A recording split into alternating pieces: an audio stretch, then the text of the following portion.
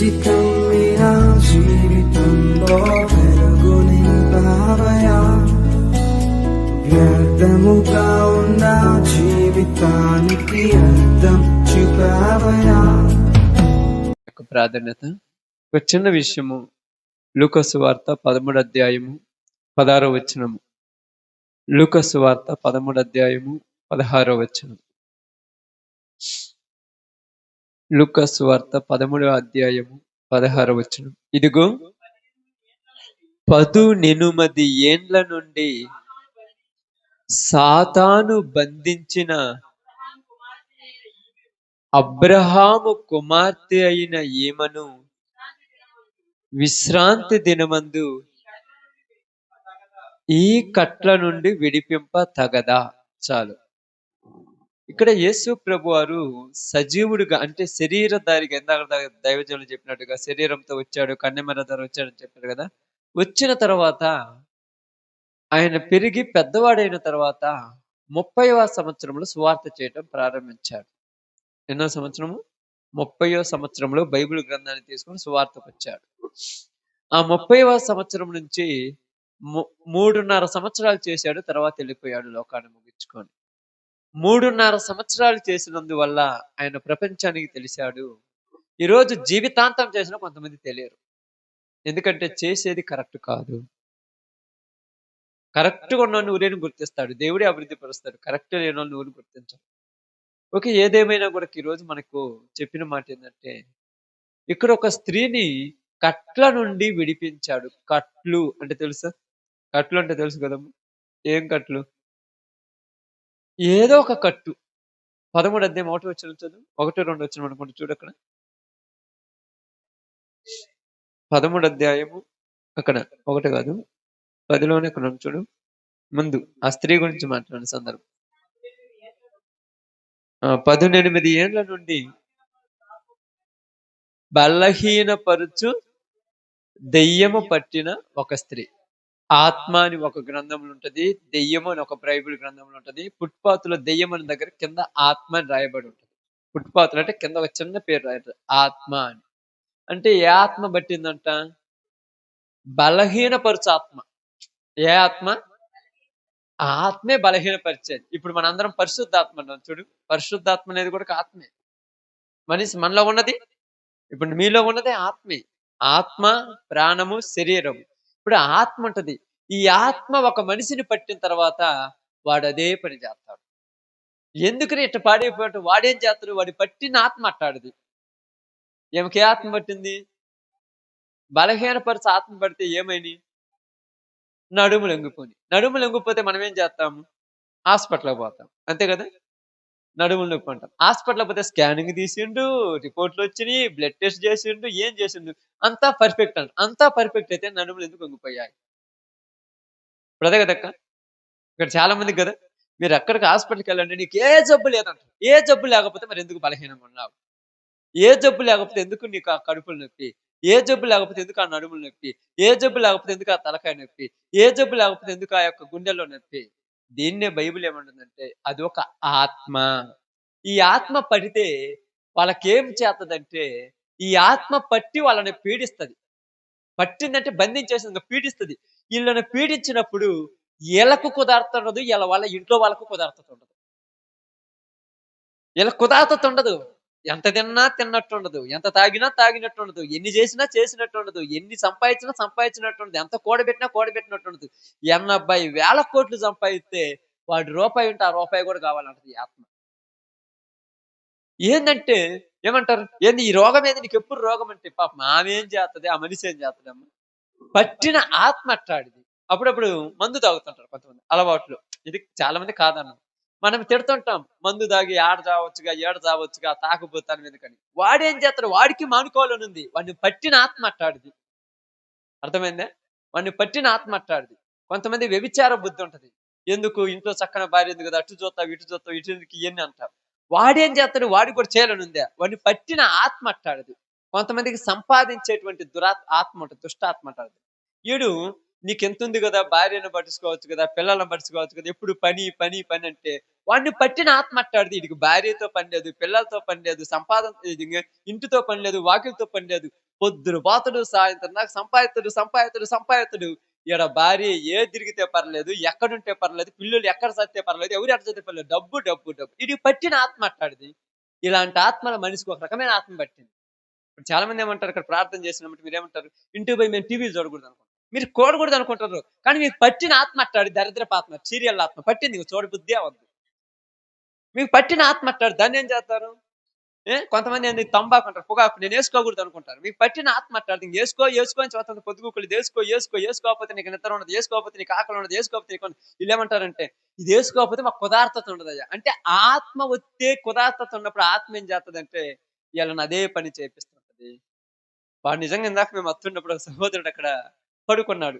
మేము పోవచ్చు ఈ మధ్య కాలంలో ప్రార్థన పోయినప్పుడు ఏదో ఒక ప్రాంతంలో ఏదో ఒకరు పడిపోతున్నాను నేను చెప్పడానికేనేమో.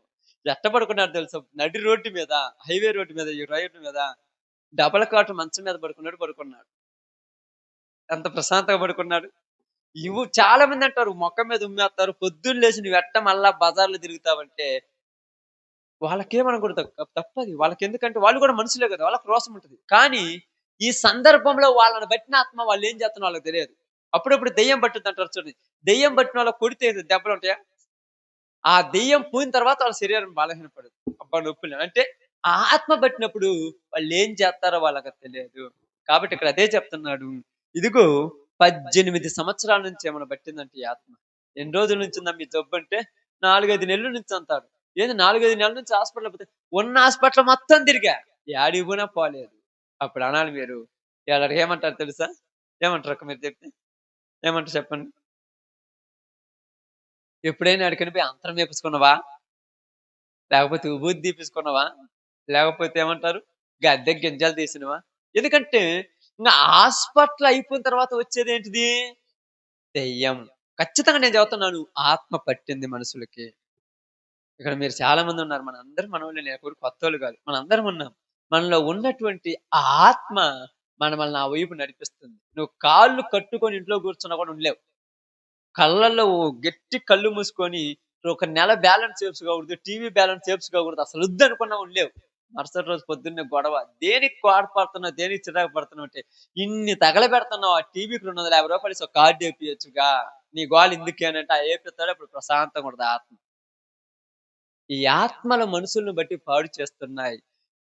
ప్రతి మనిషికి ప్రతి రకమైన ఆత్మ పట్టింది. దెయ్యం అంటేనే అల్లా రకమైనది కాదు. సీరియల్‌ది దెయ్యమే, నడుము బలహీనపరిచే దెయ్యమే, బూతు మాటలు దెయ్యమే, అబద్ధాలు దెయ్యమే, దొంగతనాలు దెయ్యమే, ఇయన్నీ దెయ్యపాత్మలు. ఈ ఆత్మలు మనుషుని బట్టి పీడిస్తటం వలన ఈ మనిషికి బాగా లేకపోతే ఇంట్లో ఎవరికీ అన్నం తినబుద్ధి కాదు. తినబుద్ధి అవుద్దక్క? ఇప్పుడు ఉదాహరణకు మా సహోదరి ఉంది మిసెస్ గారు. ఈమెకు బాగలేదు. అప్పుడు బాగలేనప్పుడు అందరం ఒక ఇంటినే ఉంటాం గానీ, ఏ టైంలో ఎప్పుడు బాగా లేకుండా పడిపోద్దనే భయం.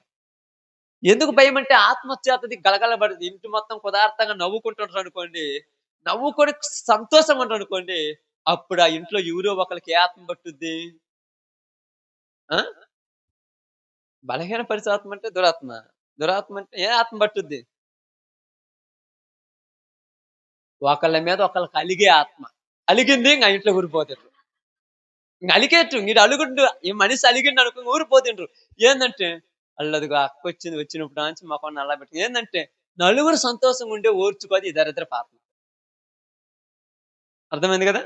కాబట్టి ఇట్టాటి పరిస్థితిలో మనుషులు కరిగిపోతూ, పాడైపోతూ, నాశనానికి దగ్గరైపోతూ, కుటుంబాలలో సంతోషం లేక, భార్యాభర్తల మధ్య సఖ్యత లేక, తల్లిదండ్రులకు పిల్లల మధ్య అన్యోన్య సహవాసం లేక జీవితాలు నాశనం అయిపోతుంటే, పరలోకంలో ఉన్న తండ్రి భూమి మీద ఉన్న మనుషుల యొక్క అవస్థను చూసి వాళ్ళను బాగు చెయ్యాలని పంపించింది యేసు ప్రభువుని.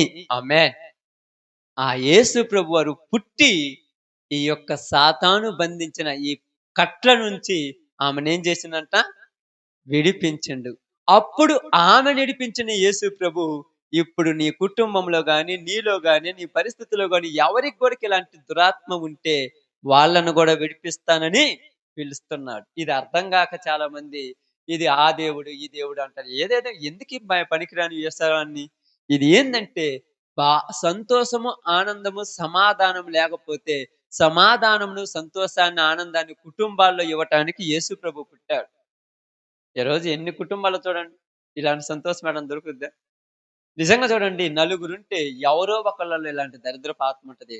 ఖచ్చితంగా ప్రశాంతంగా ఉండేది. కాబట్టి మీ అందరికి నేను చెప్పిన ఒక చిన్న మాట ఏంటంటే, యేసు ప్రభు పుట్టింది దేనికంటే, మనుషుల జీవితాలలో శాంతి, సమాధానం లేక ఎప్పుడూ ఏడుస్తూ ఉన్న వాళ్ళకు శాంతి, సమాధానం ఇవ్వుట కొరకే యేసు ప్రభు పుట్టాడు. అది క్రిస్మస్ యొక్క ముఖ్యమైన అర్థం. ఇప్పుడు మనం ఎందుకు ఇదిగో కేక్ కట్ చేసేది ఏంటంటే, ఈరోజు కట్ చేస్తాం. ఈ రోజు కట్ చేసేటప్పుడు ఎంత సంతోషంగా ఉన్నామో, యేసు ప్రభు మన హృదయంలో పుట్టినప్పటి నుంచి అదే సంతోషంతో ఉండాలి. ఇందాక బ్రదర్ చెప్పినట్టుగా లేనిపోని అన్ని పొల్లలు పెట్టే వాళ్ళు వస్తారు, మన గురించి అసహించుకునే వస్తారు, ఒకళ్ళ మీద ఒకరికి రెచ్చగొట్టి చెప్పే వాళ్ళు వస్తారు, ఇవన్నీ వస్తారు. నీకు తెలుసా నీ భర్త ఎట్టాటోడు? చెంపకేసి ఒకటి పెట్టు, నా భర్త గురించి నీకేం తెలుసు బుద్ధి లేదన్నాడు. వెళ్ళిపోద్ది అంతే. అంటే నీ భర్త గురించి 20 సంవత్సరాల కాపురం చేస్తున్నా, నీకు తెలియకుండా నిన్నగాక మనం చూసి నాకేం తెలుసు, నాకు అర్థం కాల. నీ భార్య ఎట్టాడితే నీకు తెలుసా? పెళ్ళైనప్పటి నుంచి వస్తున్న నా భార్య ఎట్టాడితే నువ్వేంది నాకు చెప్పేదని అడగండి చూద్దాం. దారిన పోయి ఒక పొల్లమ్మ వచ్చి చెబితే కట్టకి అవునా, అట్టయితే రేపు నుంచి నా భర్తతో మాట్లాడు. నువ్వు మాట్లాడకపోతే ఊరికి నష్టం. ఊరికి నష్టం అక్క. నువ్వు మాట్లాడకపోతే ఊరికి నష్టం. నీ భర్తతో నువ్వు మాట్లాడకపోతే 4 రోజులు చూస్తాడు, ఇంకొక దారిన పోయేటువంటి గొంతమ్మనో పొంతమ్మనో తగులుకుంటాడు అంతే. ఈ దరిద్రపైన బుద్ధులు రాకుండా ఉండాలంటే కుటుంబాలలో సంతోషం లేకుండా చేసింది దెయ్యం వచ్చేసి. మనకేమి దరిద్ర బుద్ధులు పుట్టి ఇట్టనా పగ ఊరి మీద సాధిస్తామమ్మ. ఊరి మీద సాధిస్తారు పగ ఎన్ని రోజుల వరకు? చచ్చేదాకే పగల. తర్వాత మనం చచ్చిన తర్వాత వాళ్ళు ఇష్టం వచ్చినట్టు తిరుగుతారు కదా. కాబట్టి నేను ఒకటే చెప్తున్నాను, యేసు ప్రభు పుట్టింది దేనికంటే, ఇలాంటి పరిస్థితులలో మనుషుల జీవితాలు తగలబడిపోయాయి. బాగా సంతోషంగా ఉంటారు వీళ్ళిద్దరు, మురళీ ప్రసాద్ నవ్వుకుంటుంటారు. మురళీ ప్రసాద్ మధ్య చిచ్చు పెట్టడానికి శాంతమ రావచ్చు, ఎలిజబెత్ రావచ్చు, ప్రకాశ్ ఊరు ఒకళ్ళు వచ్చి మురళి చేస్తాను. ప్రసాద్ ఎట్టటోడు తెలుసా? ప్రసాద్ దగ్గర పోయి మురళి ఎట్టటోడు తెలుసా? అసలు నీ గురించి ఏం చెప్పాడు తెలుసా? ఇప్పుడు వాళ్ళిద్దరు 2 రోజులు చేంద్రా మాట్లాడుకోవట్లేదంటే ఏమి లేదు అంటారు. ఎందుకు మాట్లాడితే ఏం లేదు, ఇటు చూస్తే అటు, అటు చూస్తే అటు. ఏం చేసింది? మధ్యలో వచ్చి చిచ్చు పెట్టిపోయినాడు. చిచ్చు పెట్టిపోయినాడు బాగున్నాడు, వాళ్ళిద్దరు మాత్రం మాట్లాడుకోవాలి. ఈ రోజు మన కుటుంబాలకు చిచ్చు పెట్టడానికి దెయ్యం మన ఇళ్లలోనికి పంపించింది లోకంలో ఉన్న దరిద్రాన్ని. అది భార్యలో జొరబడొచ్చు, భర్తలో జొరబడొచ్చు, పిల్లలలో జొరబడొచ్చు, ఎవరిలోనైనా జొరబడొచ్చు. ఆ జొరబడిన తర్వాత ఈ దరిద్రపు ఆలోచన ఉన్న ప్రతి ఒక్కరికి దేవుడు ఏం చెప్తున్నాడంటే, మీరు నా దగ్గరకు వస్తే ఆ దరిద్రాన్ని మీలో నుంచి తీసివేస్తానన్నాడు. 18 సంవత్సరాల నుంచి ఆ ఇంట్లో సంతోషం లేదు, ఆనందం లేదు, నవ్వు లేదు, సమాధానం లేదు, ఏమీ లేదు. ఆ భార్య కొరకు, ఆ స్త్రీ గురించి ఏడ్చేవాళ్ళు. ఎందుకయ్యా ఎంత సంపాదిస్తున్నా విని చేస్తున్నా కుదార్తత లేదంటే, ఇంటికి పోతే ప్రశాంతత ఏడుంటుంది? ఉంటదా ఇంటికి ప్రశాంతత? చెప్పండి మీ ఇళ్ళలో కూరుకొని చూడండి, ఇళ్ళకి ప్రశాంతత ఉంటదా? అప్పుడప్పుడు అంటారు, అబ్బా పనికాడుంటేనే బాగుండే, ఇటుకు వచ్చినప్పుడు నుంచి తలకాయ నొప్పి అంటారు. అప్పుడు మనం ఏమనుకుంటారంటే, స్త్రీలు కానీ పురుషులు ఏమనుకుంటారంటే, ఛ! నా భర్త రాగానే నాకేంది ఇలాంటి ముఖం వచ్చింది ఛీ అనిపిస్తది. అప్పుడు నువ్వు అర్థం చేసుకోవాల్సింది ఏంటంటే, నాలోనికి ఈ ఆత్మ వచ్చి నన్ను అట్ట పాడు చేస్తుంది. కాబట్టి ఈ ఆత్మ పోవాలంటే యేసు ప్రభువు నాలోనికి రావాలి. యేసు ప్రభువు మనలోనికి రావాలంటే మామూలు విషయమా? కొత్త లెక్క. కాబట్టి మనము ఆయన దగ్గరికి పోవాలి. అప్పుడు ఆయన ఏం చేస్తాడు? ఆ కట్ల నుంచి మనల్ని విడిపిస్తాడు. ఎప్పుడైనా మీరు చూసారుగా? ఇప్పుడు గాడిద గాని, బర్రెలు గాని, గుర్రాలు గాని కట్టేస్తారు. కట్టేసినప్పుడు అదేమనుకుంటది? ఎవరైనా వచ్చి విడిపిస్తే నేను పోవాలనుకుంటది. అది విడిపియాలంటే మనం దాని దగ్గరకు పోవాలి, అది మన దగ్గరికి రావాలి. కాబట్టి యేసు ప్రభు మన దగ్గరికి వచ్చాడా? మనం ఆయన దగ్గరికి పోయామా? ఆమేన్. భూమి మీద అనేకమైన కట్లలో బంధించబడిన వాళ్ళని విడిపించడానికి పరలోకంలో నుంచి భూలోకానికి తన్ను తాను తగ్గించుకొని దిగువచ్చి ఈరోజు ఎంతమంది బతుకులను మార్చాడు తెలుసా? ఎన్ని జీవితాలు మార్చాడు తెలుసా? 18 సంవత్సరాల నుంచి ఉన్న ఏమను మార్చాడు. మనం ఎందుకు మార్చలేడు? మార్చాలని మనల్ని మార్చాలని ఆయనకు ఉంది కానీ మనమే లోబడటం లేదు. కాబట్టి ఈ రోజు నుంచి యేసు ప్రభుని సొంత రక్షకునిగా అంగీకరించి మన జీవితాలలో ఇలాంటి ఆత్మ పట్టిన బ్రతుకులను మార్చుకొని ఆయన చేత విడిపించబడి నిత్య రాజ్యానికి వారసులం అవుదాం. అవుతున్నా అవ్వాలా? చూడండి అప్పుడు పిల్లలు అంటారు, చూడండి చాలా మంది అంటారు, మీ అందరికి సెల్ ఫోన్ అలవాటు ఉంది, అసలు చూడాలని ఆలోచన లేదు. ఉందా లేదు చెప్పు? పుస్తకం చదువుకోవాలి, మంచిగా ఎగ్జామ్స్ రాయాలి, మంచి మార్కులతో పాస్ కావాలని ఉంది అందరికి. అందరికి అదే కదండి. ఇంటికి బాగానే ఆ రిమోట్ మీద సెల్ ఫోన్ మీద పిచ్చి, పుస్తకాల మీద పిచ్చి ఉంటది. ఉంటది చెప్పండి, నిజంగా ఉంటది. మా నాన్న సెల్ ఆడబెట్టిండా, ఎప్పుడు తీసుకుందామా, ఎప్పుడు ఆడదామా, గేమ్స్ ఆడదాం, ఈడదామా. ఈడికొచ్చి ఆ పుస్తకాలు పట్టుకోగానే ఇటు తీయగానే పబ్జి గుర్తొస్తుంది, క్యాండీ క్రాష్ గుర్తొస్తుంది, ఇంకేంటి అదేంది అది గుర్తు, ఫ్రీ ఫైర్ గుర్తొస్తుంటే అన్ని గుర్తొస్తున్నాయి. బుక్ ఏం చదువుతారు మీరు? బుక్ చదువుతారా? నువ్వు 10వ తరగతి కదరా, 10వ తరగతి అయిపోయింది, ఇంటర్మీడియట్కి వస్తున్నావు, 18 ఎక్కం కూడా రాదంటే మర్చిపోయాలే. మర్చిపోతావా ఎక్కాలను? చదువురాను మర్చిపోతారు పిల్లలు. మీ అమ్మోళ్ళు ఎంత కష్టపడతారో తెలుసా మీకోసము? ఉదయం నుంచి సాయంకాలం దాకా ఎర్రటి ఎండలో పని చేసి ఒక రూ. 100 తీసుకొస్తే, ఆ రూ. 100 తీసుకుపోయి నెట్ బ్యాలెన్స్ చేసుకుంటారా? ఎందుకంటే నేనెందుకు చెప్తున్నానంటే, చదివించాలనేది మీ అమ్మోళ్ళ కోరిక. పాడు చేయాలనేది లోక సంబంధమైనటువంటి మీతో తిరుగుతున్నటువంటి పిల్లలున్నారు. మీరేం బడికి పోతారు, వాళ్ళేమో గొర్రెలకు, బర్రెలకు పోతారు. వాళ్ళు చెబుతారు మీకేం చెప్తారు, బడికి పోతే ఏమవుతారా, గొర్రెలకు, బర్రెలకు రారు. పొద్దుగూకులు సెల్లు మన జోబులోనే ఉంటదంట. ఇప్పుడు వాడితో సావాసం పెట్టండి, మీరు బడిలో కూర్చుంటారా? బడికి పోగానే బుక్కులు ఎప్పుడు కిటికీలో నుంచి పైకేడ్చి ఉరుకుదామా? ఈడికొచ్చినప్పుడు మాత్రం సార్‌ని తృప్తిపరచడానికి, సార్ ఎన్ని గంటలకు ట్యూషన్, ఎన్ని గంటలకు సార్ బడి అంటారు. బయటకు పోయామంటారు తెలుసు. ఏది ఆదివారం కూడా బడి పెట్టాడు ఎదురు సారు. ఆదివారం కూడా తిరగకుండా. ఎందుకంటే ఈ మనసు ఎప్పుడొత్తదంటే, అదొక ఆత్మ, అదొక దురాత్మ, అదొక చెడు. మీరు బాగుపడాలంటే ఈరోజు కొన్ని కష్టపడాలి. కొన్ని ఓర్చుకోవాలి తప్పదు బాగుపడాలంటే. కష్టమైన, నష్టమైన, ఇబ్బందైన, సమస్యైనా కష్టపడి చదువుకోవాలి. చదువుకోకపోతే ఏం చేస్తారు? ఏం చేస్తారు ప్రసాదు? ఆ! ఏం చేస్తారు చెప్పు? 10వ తరగతులు చదువుకోమంటే చదువెందుకులన్నారు. ఇప్పుడు పోతున్నారు, పని చేస్తున్నారు. ఆ పని చేసినప్పుడు మెకానిక్ షాప్‌లో పోయి అని అడగండి. ఏం చేస్తున్నావురంటే, అబ్బా! ఆ రేంజి తిట్టకపోతే మా మేస్త్రి తిడతాడు చూడు. అంటే వాళ్ళ చేత తిట్టించుకుంటారు, అన్నీ చేస్తారు. కాబట్టి మీరందరికి చెప్తున్నాను. ఎవరు చేసే పని వాళ్ళు చేయనీయకుండా చేసేదే దురాత్మ. అదొచ్చి మనసులో పట్టేసింది. మీకు కూడా ఇదొక పిచ్చి. ఆ పిచ్చి వదిలేయండి. చదువు పిచ్చుండాలి. ఇంగా పిచ్చి కాదు. చదువాలని ఆలోచన ఉండాలి. మీకక్క కుటుంబాల్లో భర్తలను చూసుకోవాలి. పిల్లలను మంచిగా పెంచాలి. వాళ్ళ దగ్గర మన ప్రవర్తన జాగ్రత్త ఉండాలని చూడాలి. పిల్లోడిని నువ్వు చదువుకోరని చెప్పి నువ్వు టీవీ పెట్టుకోమనకూడదు. వాడు చదువుతున్నా నువ్వు టీవీ చూస్తావు. ఉపయోగం ఏముంది? కాబట్టి ప్రేమతో, ఆప్యాయతతో కుటుంబం ముందుకు సాగాలంటే జీవితాల్లోనికి మంచి జ్ఞానము కలిగినటువంటి యేసు ప్రభు మాటలు మన జీవితాల్లో హృదయిస్తే అప్పుడే మనం నిజమైన క్రిస్మస్ సంబరం చేసుకుంటాం. ఓకే. అందరు తల వంచండి. సమయంలో